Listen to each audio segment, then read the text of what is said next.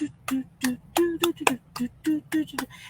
kia ora. Helen Brahms here, coming live from Sun City in Arizona. Hope you're having a super fantastic, sparkling, shake it up Saturday. This is part 1. And I had to get on and do this because I couldn't wait till later in the day to come and tell you this. I have just finished the IGHR, which is International Genealogy Historical Research event for today, which and this is the week-long class that I'm doing that's starting today with the Trade Expo. Tomorrow's orientation, winter classes on Monday through Friday. So just finished the trade show for today, the Trade Expo for today. If I do nothing else all week, I got more than my money's worth today, and today was free, even though I paid for a course for next week. My mind has already been blown so much. It is just, I have got notes written all over. I've got crazy notes written all over the place. I have been exposed to new software that works in conjunction with family trees that I already work with, because I work on Family Search, I work on Ancestry, I work on MyHeritage, I work on Family Tree Maker, I work in what's the Gen one? Gen Reunited. There's a whole bunch of different programs that I am familiar with, so that I can, so when I'm working with a client, I can work in the family tree program that they use and make it easier for them to switch, or to see, to be able to have them view the tree without having to go buy another subscription somewhere else. But I have, I have to tell you, it has been, they did have technology issues, which was very interesting because I found out something new today about Zoom. So they had a subscription for 1,000 people to come in for the trade show thing, thing on travel terms, genealogy, for the expo that they had on today. And so they had a license for 1,000 people, but what happens is that when they put them into breakout rooms, their user count gets cut in half. So they actually have licenses for 500, not 1,000. 1,000 people if you're in the main room, but if you go into breakout rooms, it's down to 500 or something like that. So they had to literally shut down the expo for a few minutes while they got everybody, while they could kick everybody out. They could reset everything and then bring everybody back in for the afternoon session. So there's one 30-minute session that we did, but they had it sort of really cool. So on the even hours, they had an hour-long presentation with Family Search, which is part of the Family History Library in Salt Lake City, Utah, which is the largest genealogical library in the world. And so they're sponsoring today. So on the even hours, we had an hour-long presentation from them. On the odd hours, we had 2 30-minute presentations that you could go to. So we were having issues with people trying to get into rooms. We had issues with technology not working very well. But I will tell you this, I still learned a ton of stuff. And by the afternoon, after they did the reset and everything was working really well, the presentations were amazing. There was really cool presentations before the breakdowns with the technology. And they did their best to work with what they had at the time. And we still got some amazing presentations in during that. And then the other ones that I went and joined were amazing. The first one I went and joined was on Scriniva, which is one of the editing programs. One of the writing, I've got pages of notes here. One of the writing programs that I use, and the presenter didn't show up. But we had somebody in there who has published a lot of books and uses Scriniva constantly. And so she was able to give us a breakdown on it, a rundown on it. People were able to ask questions on that. And I do have to go and contact their help support, because I have an issue where on the laptop, I have the old version. On the computer, I have the new version, because you can have up to 5 devices per license, I think. I know that both the laptop and the computer are covered under that one license. And so I went to import all the other ones. They go, oh, we're sorry, we can't read these. These are the old version. And I'm like, okay, I upgraded, and what do I do? So now I got to go contact the help desk to figure out how I can get to see all of my scripts on the computer that has the new version. Otherwise, I'm going to have to do all my Scriniva stuff on the laptop, which has the old version, and I don't want it to upgrade. See, we do have issues. So that was pretty cool. Then then we had another video presentation on MyHeritage, which is one of the programs that I use, and they have some amazing new tools that are in ways that you can, the ways with using your genealogy. I'm coming up with new terms today. So I tell you, my brain is just like firing off in all sorts of different directions. I have notes written everywhere. I have a stack of index cards here that I've been pulling at all day and writing different notes down on them. I've got Post-its everywhere. You should see my desk. It's like there's my composition book, my notebook with all my notes in it, and then there's like notes, and it's a mess. After having a beautiful, tidy desk yesterday at the end of my day, where I could go watch my movie, which I did watch, and I'll talk about that later. But yeah, no, they've got new DNA matching in MyHeritage and ways that you can label and color code different generations or a certain line that you're following. And then you've got, then they have the theory of family relativity. And I thought that was really smart, the theory of family relativity, which is when they take your DNA matches and go through and go, you may have connections in this way, and actually show you the links. So they show you the tree links, which is really cool, because on Ancestry it just says, oh, this person may be related to you, but it doesn't really tell you how, unless you know the person or you can see their tree and figure it out. So there's a lot, but on My Family Heritage, they've taken it a different route to say that, yes, you may have you do have a DNA connection with this, and this is how we figure out they're related to you. Here's your line and here's their line. So they actually map it out for you, and I thought that is brilliant. Wish the other sites would catch up with that one. And they actually updated the thing, because in Ancestry, you can put there if a parent is biological, a step parent, or an adopted parent. I don't think it has foster parent on there. I'm trying to remember. But it doesn't let you know. And then and you can put the preferred one there, but when you're looking at the tree, you can't see if they have a step parent or an adopted parent or anything else. You just see whatever the preferred one is. Well, on the in MyHeritage, they've now got a new feature there where you can go in and you can put in adoptive parent, foster parent, biological parent, but they had no step parent, which I thought was interesting. They had foster but no step. I thought that is very interesting, and you can actually display them all in one thing. So here's the adoptive family, here's the foster family, here's the biological family, and there's the trees going off if you want all of that stuff. So you can actually research the other trees and you can show it together on one thing, instead of like on Ancestry, it's a prefer. Which one do you prefer as the default? But on this one, you can actually do it so you can display, oh, well, they were married here, but they didn't have the step parent, which kind of confused me a little bit. So I'm curious on that one. I didn't get a chance to ask. We didn't get a chance to ask questions in that one. And then they've got the new mobile app, which syncs with the website and all of that sort of stuff.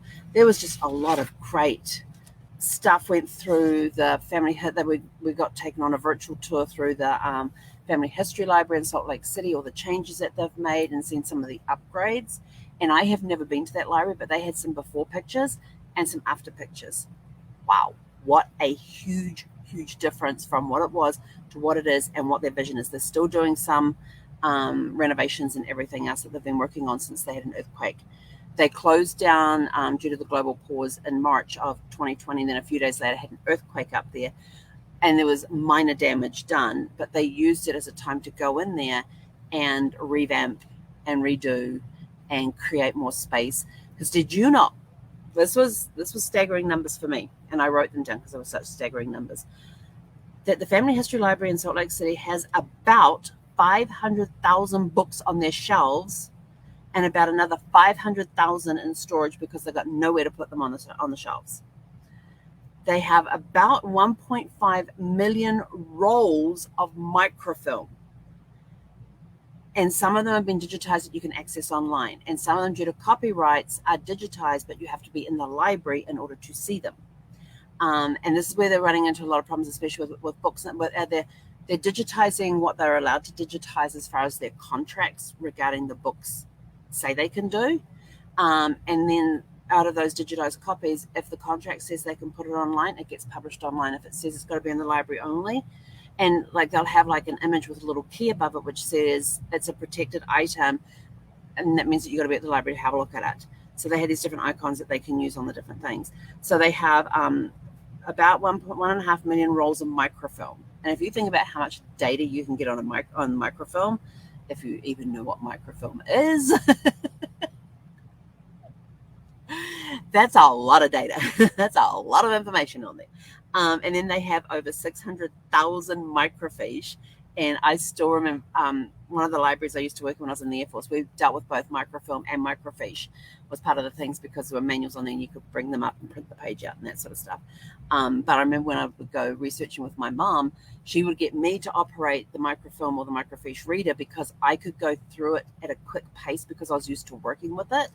And I could quickly, and just doing little micro slowdowns to see where I was on the screen, it would make her motion sickness.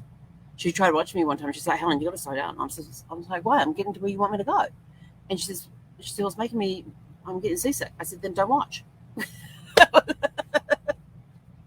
Logical. And they have over 15,000 maps. And we're talking maps as in city maps, town maps, county maps, state maps, old maps, new maps. It's all in there, even down to street maps,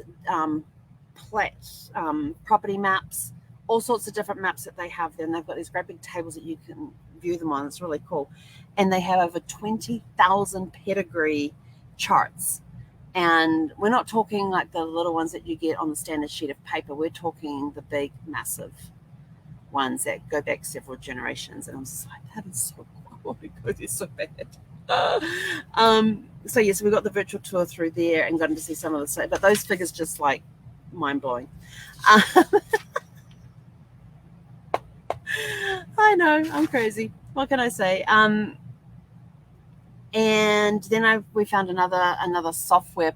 It's a free software program for looking up information on family trees, where it's free to use. You upload your GEDCOM, which is the format that we use for family trees. It's GEDCOM, GEDCOM, and you can upload your GEDCOM file. And I'm hard to think of any software program that I know of that does not take GEDCOM. It's like a standard throughout the genealogical world with loading things up, and it will automatically privatize those that are living, and it will make public those that are deceased, but you can flag recently deceased people to show up as private as well, which I thought, well, that's a definite must in my book. And so that was just like a free online search thing that you could do. Don't know much about it, going to have a look at it, and then got taken on a tour through the Family Search website with the different places that you can go and look things up, and different things that different research tools that you can use to help find the information that you want. And it may not be finding the birth certificate, it could be finding out how do I find the birth records for this particular country or this state or this county or this parish. So it brings it down to all these different levels and things, and different ways that you can do searches through their through documents, through imagery, through their digital library and everything else. And it was just a really cool thing that I was just sitting there like, oh, I gotta go to, there was a lot of information coming in. And then there was this amazing, then there's two pieces of amazing technology, which was like, this is when the brain went. There's an app that you can get that you can put on your computer, and it only works on Chrome. It's a Chrome extension. You put it there, you activate it when you're in either Ancestry or Family Search. It brings up another window to the side, and with the person that you're looking at over here, it can show you different details. And the coolest thing, I was just like, I'm just sitting there going, where was this software like 10 years ago when I was trying, because I spent weeks, I'm talking weeks, going through 183 John Eakins born in a 5-year period in one region in England to find the one that fitted in my tree. This one would have cut that time down like you would not have believed, because it would map. It does time maps. It does timelines with the information based on this person and doesn't match up with the person that you're looking for. So it will say, well, this is the one I'm looking at for this detail, and I want to compare it with this one or this one or this one. And it shows you where there's overlaps in the things. If there's even overlaps, there may not even be overlaps. Or it could be that, and this is one thing that bugs me the most, is that people will go in and they'll go, oh, yes, this is the person I'm looking for in a census report, and go clickety click, click, click, click, click, and all of a sudden they've got like 10 kids, and they actually only had like 6. And this timeline map will actually go, well, and he actually showed us one, which was really cool. He had this person that was in England, and it showed it came along here in England, and he had a kid. Then his next kid, and then he had another couple of kids, and then his next kid was born in either America or it was born in North America. I can't remember if it was Canada or the US. It was down here, and then he was back up here having kids in England, and then he was back down here, and I was like, this is like in a 2-year span. Who would be in the 1800s? Who would be going backwards and forwards across the Atlantic so much and having kids? Having one kid in England, one kid in North America, back in England in front of the next kid, and and so you were able to find the inconsistencies in a person or their children and stuff to figure out is that the right person for my tree, or is that, or do I have two people of the same name that have overlapped and have some similarities? And I know for a fact that there is a couple of people from New York State, because I researched this for a client, and I thought I was being pretty good, and then I realized that I had made a mistake, that there were two boys born within a certain amount of time, like within 3 months of each other. If I remember correctly, it was within 3 months of each other in the same area. Their mother had the same name, which was not unusual. It wasn't a normal name. It wasn't a common name. And this was in the 1920s, 1930s, 1920s, around the 1920s. So we had two boys born within 3 months of each other in the same county. Their mothers' names on their birth certificates were the same. The mother's married name was the same. So this kid had and they had the same first name, the same middle name, the same last name. These two boys born 3 months apart. They had, like I said, the mothers had the same first name, but their middle names were different. That was the distinction. You had to figure out which one it was by the middle name. And their husbands, even though they had the same last name, had different first names. I tell you, and then the husbands went up and died. And then trying to follow them through the census reports was very interesting, because you knew that one of them got married at one point to this particular woman. The other one got married not long after that to a different woman, and had a child with that woman, and ended up abandoning her and going into the military. And this one ended up staying married to this one and having a couple of kids and all of that. But then when it came time for the obituary, I was looking at the obituary and going, oh, he got married. And this is when I discovered the mistake. And I'm like, oh, he got the obituary. Oh, he got married again. Oh, because there was no record that we could find of the divorce, and there was no rumor of a divorce being. It was just a separation. And I thought, So I'm starting to look through all the New York records and everything else. And that is when I discovered that there were two guys born within weeks of each other that had the same first name, middle name, last name, the same mother's first names. Middle names were different, and their father's last names were the same, and their father's first names were different. So that's when I found that. And I thought that timeline thing would have been perfect for a situation like that. And I was like, okay, which is the one that I need to put into the tree? Thankfully, I knew who the mother was, and we found their marriage record.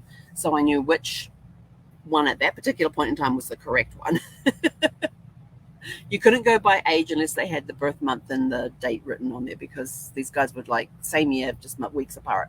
But I could see, but all of a sudden going through my mind was all of this research that I had spent hours and hours and hours doing, trying to figure out, is it this one or is it this one? Is it this one or is it this one? And that one piece of that software that I could have alongside have a screen open over here next to my main ancestry or family search thing, that would have cut out so much time. I'm like, oh my gosh. And so it even, would have the white dots. And then you had another thing where you could put in hints, and it would be scanning all these documents that were out there available, going, oh, well, we figure out based on the information you've provided that these people could have also been living in this area, or could be in these reports. Have you looked in these ones? It then comes up with a list of, okay, these people were alive between this census and this census. Have you checked all the census? And you've got links to all the census reports right there. And I'm like, I'm just like, but the cool part is that, how when you're researching something and you end up opening, oh, let me put this in this tab, let me put this in this tab, so because you didn't want to lose the place. And then you get to the end of the day and you're like, oh, I've got 50 tabs open on this part that I'm researching.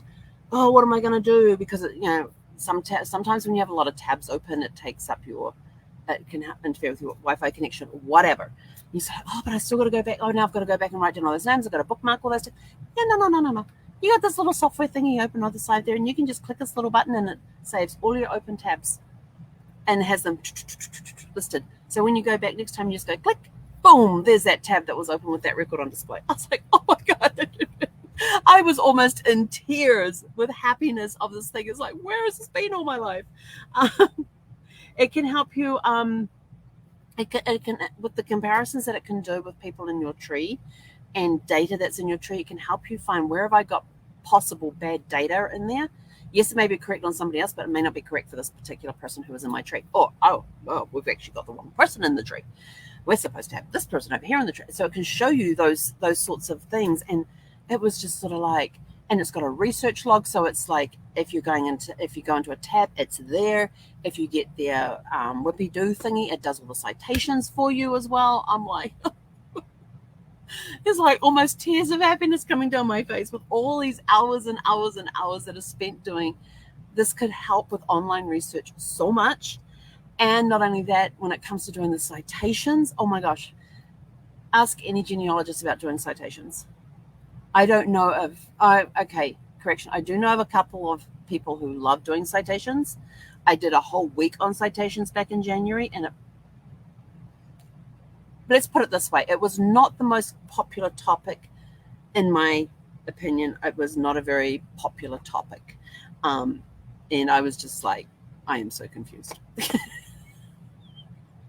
So I have my Chicago style book back there that has all the citations in there. I've got like 3 big genealogy books that are about this size and about yay thick that have all the how you do all the citations in there. I've got the little genealogy Association of Professional Genealogists standard book standard thing.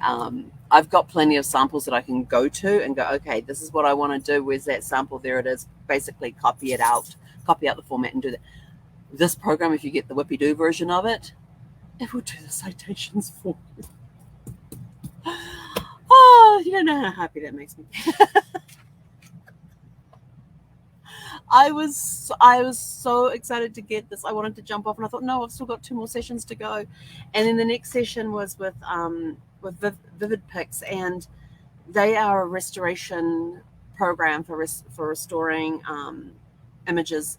It's a restoration imaging software, and you pay a one-time fee. It covers 2 computers, the software on 2 computers. It does most of your picture formats.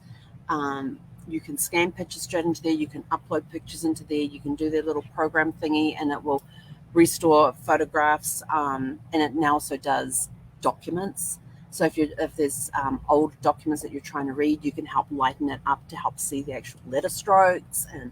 And he says, and coming online soon will be PDFs. And I was like, oh my goodness.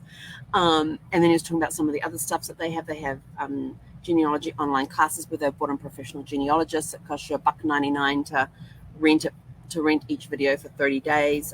They've got an education tab with these different experts in there as well. One thing I liked about the other software thing is that they've got a YouTube channel. You can go on there, and they do unrehearsed genealogical research right there in front of you with this app open, so you can see how they're doing their research with the assistance of this app. It was just like, and they were also talking about how they, so back to the Vivid Pics, they're talking about how they had acquired the Reunion magazine, and I'm like, a reunion magazine? And it's all about how to put on a reunion. They've got there's actually a magazine called Reunion Magazine, and it's all about planning reunions. That is so cool. And then they also talked about, about people with fading memories, and how your pictures can fade with time as well. It's talking about restoring those photographs and sitting down with people and recording the stories as they see the pictures, putting the picture there in front of them and having them tell the story about the picture, and videotaping it, and then using that video later on where you can split have the video with the audio and just have an audio only. You have those options and everything else. So I am so, and my brain was going, I have no space to do this. I need an office space. And so on an index card, I've got written everything I want in an office. How big is it going? I don't have the size there, but I need it big enough to have, and I wrote, I need office space, and then the of what I needed in there. And then we finished off with the family history, talking about the 1950 census and how they're doing and how the digitalization of it is going. And they have done all the headers across the top of the 1950 census have been reviewed and verified. All of the name reviews have been done and verified. And now they're working on the family reviews. So when you go to a census page and you see these names, is it a household? So when you're researching in the indexes and stuff, and it brings up, and Brahms for example, put in Brahms, and it brings up the list of Brahms. Were all these Brahms in one household, or was it two different Brahms over two different households? And so going in and doing the thing. And so while we're on that, I'm like, she's like taking us through on how to do it, and I'm like online, and I'm like, okay, all right. And I'm like doing it. And the really cool part is that I typed in Brahms and it came up with different names. But what was interesting is that I'm sitting there and I'm like, and none of the last names came up with Brahms. They were all different names. And I'm sitting there and I'm and I'm looking at this, verifying the information for a family group, for a household. And I happened to look at the line above, and it had Nate, and it had Brahms, Nate. And then underneath it had Ella. And I'm like, that's my husband's grandparents. And so they were right there. And on the 1950 census, their address, all their information, everything was right there on the 1950 census. I thought, that is so cool. So I did a quick screenshot of that, and so I could go back to it later. And so I knew where it was and could go back to it. But yeah, it was kind of cool to go through. I'm busy doing all these other ones, and there's their information right above this family that I'm creating as a household. I'm going, why didn't it bring that? But obviously it's already been verified, so it's like, darn. And so I'm typing in Brahms for California. All the Brahms in California have already been verified. But yeah, you could go in and do your own families and help them out and that sort of stuff as well. So that was like apart from the software and all this, I could do this with it, I could do that. So I'm super excited. I'm going to go and yes, I got to go drink some water because I'm totally dehydrated right now. I've not been drinking enough water today, but I will be back with you guys later on, and we will talk about The Gray Man, which I did get to sit and watch last night. So if you want to hear about my review on The Gray Man, join us. What time, Zeph, am I going to be allowed to go on before our walk, or do I have to do it after the walk? It'll either be at 7:30 or it'll be after 8 o'clock. It'll be somewhere around there. But I will be back later today to do that with you guys, to do my I don't even know what day. Day 1088, because tomorrow it's getting so close. Tomorrow it will be I will have tomorrow's day 1088, which means I have 7 days till I reach the 3-year mark of doing Facebook Lives every day for 1096 days, all 3 years. Yes, we're planning special stuff for that night. I still don't have the full plan, but we're planning special stuff. So anyway, I'm out of here for now. I will be back sometime between 7 and 9. That's all I can tell you. I may be back a little early. I don't know. But I will tell you about how I found The Gray Man last night, because I did get to sit down and watch it. Even if I did finish at 11:30 last night, I did sit down and watch it because that was my treat for getting everything done yesterday, was to watch The Gray Man. And I've been looking forward to that movie coming out for a very long time. So I was glad it was fun here, and I got to sit down and watch the movie. So you will get my review on that later on this evening. Sometime after 7 o'clock. Depends when she decides she really wants to go for a walk and starts bugging me. I don't know. We'll see. Anyway, I'm out of here. I got to go transcribe all my notes and everything. I may go do some more with the 1950 census. I'm doing some more reviews on households. I don't know. I'm just going to go do something that's going to be constructive and going to be worth it. And I got a lot of notes to go take. So have a super fantastic. Oh, what have you been doing today to shake up your Saturday?